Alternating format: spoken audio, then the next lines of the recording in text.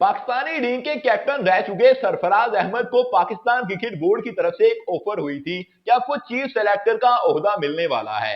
लेकिन सरफराज अहमद ने उसके लिए कुछ गुजारिशात कर दी हैं, कुछ अपील कर दी है, या फिर सीधा सीधा ये कह दीजिए कि अपनी कुछ डिमांड्स रखती हैं कि अगर मेरी ये डिमांड्स पूरी हो जाएंगी तो मैं पाकिस्तान क्रिकेट बोर्ड का चीफ सेलेक्टर बन जाऊंगा, पाकिस्तानी टीम की सिलेक्शन करना स्टार्ट कर दूंगा, अदरवाइज मेरी तरफ से माजरत है। लास्ट नाइट मोहम्मद आमिर ओनियर आए, उन्होंने आकर इस चीज को कंफर्म किया कि सरफराज अहमद को एक मेल वसूल हुई है, इसके अंदर उनको ऑफर किया गया है कि पाकिस्तान क्रिकेट बोर्ड आपको चीफ सेलेक्टर मुंतखब करना चाहता है, आपकी इसके ऊपर क्या राय है। अब सरफराज अहमद का जो जवाब आया है वो अभी सब लोगों के सामने नहीं आया, लेकिन अंदर की खबरें निकल कर आई हैं पाकिस्तान क्रिकेट बोर्ड से कि सरफराज अहमद ने रिप्लाई दे दिया है। उसके अंदर जो डिमांड्स रखी गई हैं उनके बारे में सुनिएगा और आपको सच में मजा आएगा कि सरफराज अहमद से हम ऐसा ही कुछ एक्सपेक्ट कर रहे थे।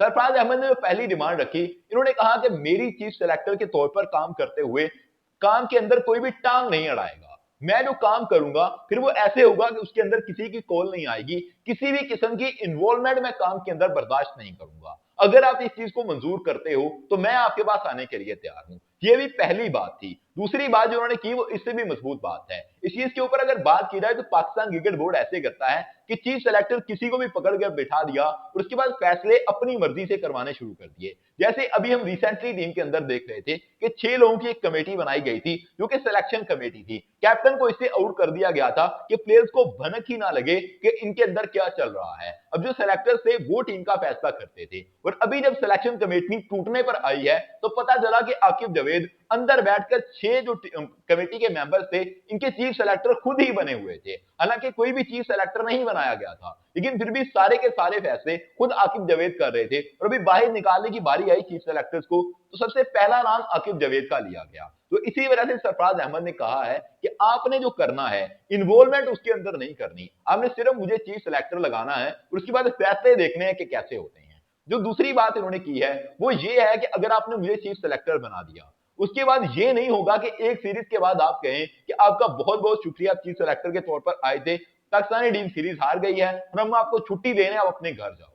दूसरी बात उन्होंने ये की है कि आप मुझे अगर लगा रहे हो तो फिर 1 साल का मुझे टाइम चाहिए, या कम से कम टी20 वर्ल्ड कप जो होने वाला है फरवरी के अंदर वहां तक का मुझे टाइम चाहिए। अगर फेब तक टाइम दे सकते हैं तो मैं चीफ सेलेक्टर के तौर पर आने के लिए तैयार हूं, अगर आप टाइम नहीं दे सकते तो फिर मैं नहीं आ सकता। और ये बात भी बहुत लॉजिकल है। इसके पीछे क्या रीजन है, क्योंकि सरफराज अहमद से पहले हमने कितने चीफ सेलेक्टर देखे हैं जिनको सिलेक्ट किया जाता है, 2-3 सीरीज के अंदर परफॉर्मेंस ठीक नहीं आती, चीफ सेलेक्टर की छुट्टी करा दी जाती है। और सरफराज अहमद को लेकर तमाम लोग एक चीज के अंदर बहुत श्योर हैं, अगर इनको चीफ सेलेक्टर बनाया गया तो ऐसे ही अनयूजुअल फैसले नहीं होंगे, फैसले वो होंगे जो अटल होंगे, जिनके पीछे कोई लॉजिक मौजूद होगा, वो ठीक फैसले किए जाएंगे, मेरिट के ऊपर फैसले होने वाले हैं। तो सरफराज अहमद को अगर सिलेक्ट करना है तो दोनों चीजों को पाकिस्तान क्रिकेट बोर्ड को गौर के अंदर रखना होगा। एक तो इनके मामला के अंदर इंटरफेयर नहीं करना और दूसरा इनको लंबे टाइम तक रहना है, क्योंकि हमने देखा कभी शाहिद अफरीदी आ जाते हैं, कभी वकार यूनुस आ जाते हैं, कभी कोई आ जाता है चीफ सेलेक्टर के तौर पर, किसी को हायर कर लेते हैं, कभी किसी को हायर कर लेते हैं,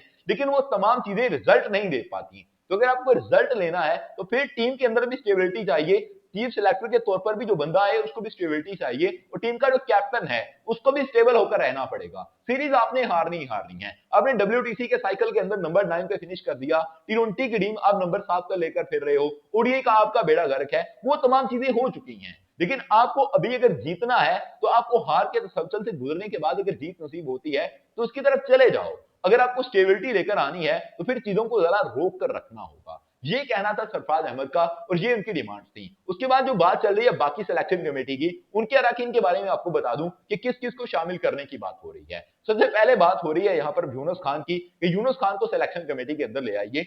उनके पास तगड़ा एक्सपीरियंस मौजूद है, अफगानिस्तान की टीम की कोचिंग कर चुके हैं, पाकिस्तानी टीम की कोचिंग कर चुके हैं, एज अ मेंटोर वो बहुत अच्छे रहे हैं।